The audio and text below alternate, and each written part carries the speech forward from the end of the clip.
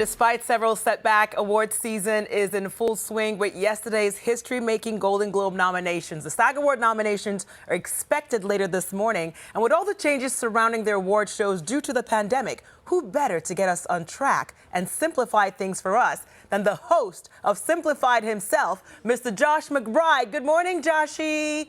Good morning, OG. All right, so you have a PhD in simplifying things because that's what you do on your show, correct?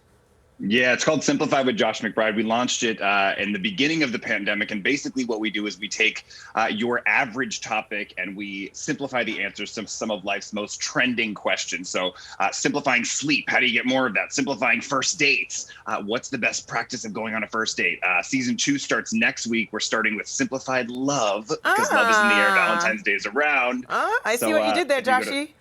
That's what we did. So simplifywithjoshmcbride.com has all of our past episodes and, of course, new episodes coming All right, so award season is a hot topic. Golden Globe nominations a hot topic because Netflix leads the pack with 42 nominations, right? But it was also a history-making announcement because we have 3 female directors for the first time ever.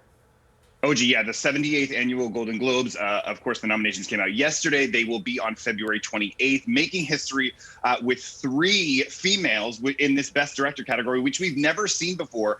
Regina King for One Night in Miami, Chloe Zhao for Nomadland, and then, of course, Emerald Fennell for Promising Young Woman.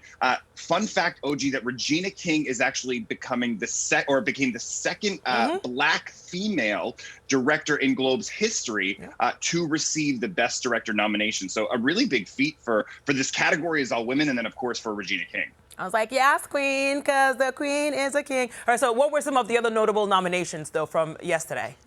I mean, we can't go on without talking about Chadwick Boseman, of course, nominated for Ma Rainey's Black Bottom, along with co-star Viola Davis.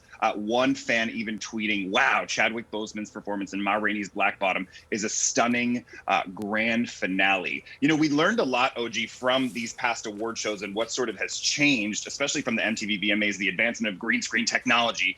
It was really hard to tell if performers were live or pre-recorded. And then we also learned that the performances and presenters don't necessarily have to be in the same place. For me, I don't, of course, love no crowd because there's that awkward moment of like cheering when they go get the award. And then the question also says, did some of these nominees know that they were getting awarded prior to because of the live stream and, you know, technical difficulties, and you want to make sure everything's good. But other nominees were The Undoing. Were you an Undoing person? No. Okay. Well, everybody else was besides you. Exactly. The Undoing. I'm the odd man out. A lot. Yeah, that was you picking up a lot. Hugh Grant, Donald Sutherland, and Nicole Kidman alongside the actual show itself. Yeah, a lot, OG. We have a lot to get to. There's a lot to look forward to because we know Tina Fey and Amy Poehler are hosting this year from different ends of the coast, like one's in the West Coast, one's on the East Coast. And that's going to bring me to the Grammys because since we're talking hosts, Trevor Noah is going to be hosting the Grammys because you were too busy. I was a little busy. Yes, going back to Amy Poehler. Amy will be in LA. Tina Fey at 30 Rock. OG, I'm going to make an OG joke. I would call them bi-hostily. They're going to be doing it. But yeah, the Grammys scheduled for March 14th at the Staples Center on their website, coming soon about performances. I know you're looking forward to a few people who have already been nominated there, especially your girl, Beyonce. Yep. You know it. 9 nominations. I'm excited. I cannot wait. She better win all of it.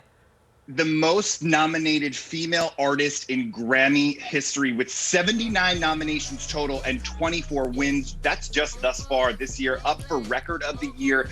But she is against heavy hitters, Doja Cat, Billie Eilish, Megan Thee Stallion, Post Malone, and more. Well, but you know who I'm rooting for. But quickly, let's talk Oscars. Supposed to take place February 28th. Now it's April 25th. What can we look forward to aside from the date changes? Yeah, at the Dolby Theater this year, not much in the way of early Oscars buzz, but the Golden Globes have really always done a great job sort of predicting or giving us a hint of who will be nominated for the Oscars. There's no hosts announced yet also. The last 2 ceremonies were no hosts as well. Interestingly enough, OG, one thing that has changed this year because of the pandemic, usually films for the Oscars were considered up through the year prior, through December 31st. This year, a little bit of a change that films are still being considered for the Oscars until February 28th. So a little different. We're so used to thinking about films last year. Technically, you could still come out with a film, OG, if you're planning on directing something, starring in something. Yeah. You have time. That is a nice, son. But thank you so much, Joshy, for this update, because with so many changes, we're now updated. Thanks to you for simplifying things. Please be sure to check out my buddy hosting Simplified with Josh McBride and follow him on Instagram at Joshy McBee.